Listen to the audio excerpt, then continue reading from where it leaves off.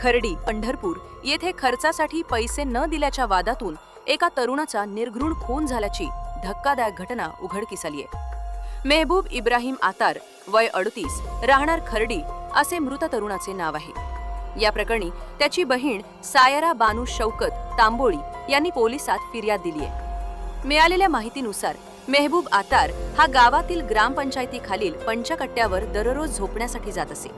त्याच ठिकाणी गावातील संजय चंदनशिवे व सचिन दुर्योधन चंदनशिवे हेही झोपत होते. 25 एप्रिल 2026 रोजी रात्री सुमारे 9 वाजता मेहबूब आणि सचिन यांच्यात खर्चासाठी पैसे देण्याच्या कारणावरून वाद झाला. यावेळी सचिनने मेहबूबला जीवे मारण्याची धमकी दिली होती. यानंतर रात्री सुमारे 2 वाजण्याच्या सुमारास सचिन चंदनशिवे याने मेहबूबच्या डोक्यात दगड मारून गंभीर जखमी केले आणि घटनास्थळावरून फरार झाला.